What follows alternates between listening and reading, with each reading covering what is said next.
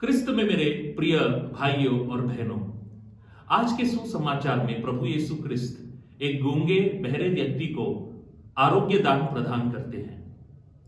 इस चमत्कार में विशिष्ट विवरण है।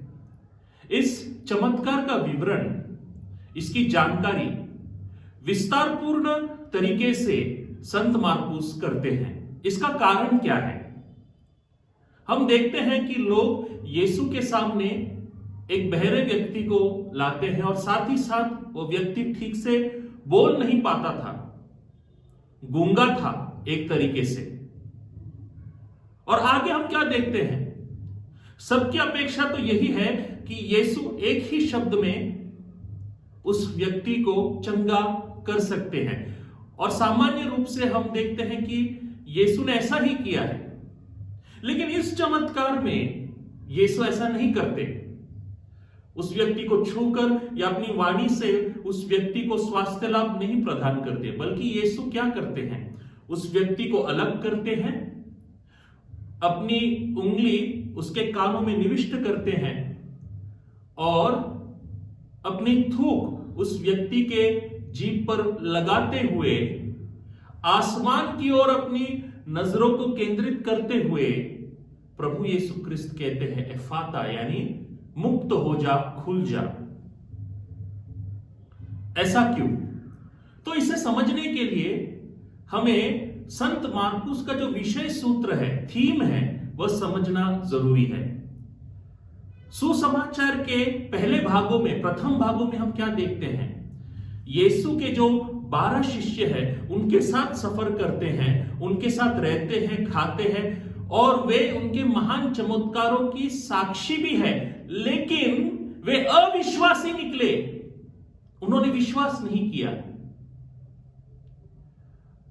उनसे यह तथ्य छिपा रहा कि यीशु वास्तव में ईश्वर का पुत्र है, क्रिस्त है, मसीहा है।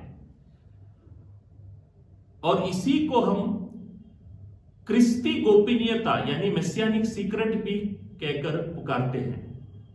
और हम क्या देखते हैं? धीरे धीरे धीरे इस चंगाई के माध्यम से सुसमाचार प्रवर्तक संत मार्कुस यह दिखाना चाहते हैं कि आध्यात्मिक रूप से शिष्य भी गूंगे बहरे थे।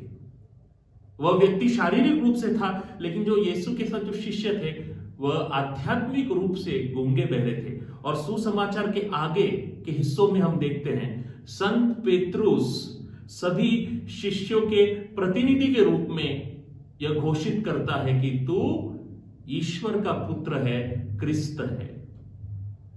मेरे प्रिय भाइयों और बहनों, शायद हम भी आध्यात्मिक रूप से गूंगे बहरे हैं।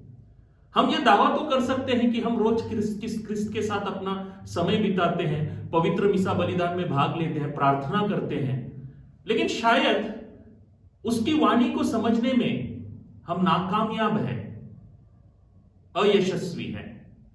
तो क्रिस्त हमें उसके साथ एक गहरा आध्यात्मिक संबंध स्थापित करने का न्योता दे रहे हैं। और इसके लिए जरूरी है कि हम अपने आप को उसके हवाले कर दें, उसे समर्पित कर दें, ताकि वे हमें पूर्ण रूप से, आध्यात्मिक रूप से चंगाई दे पाए। क्या हम इसके लिए तैयार हैं? इस प्रश्न पर मनन करें।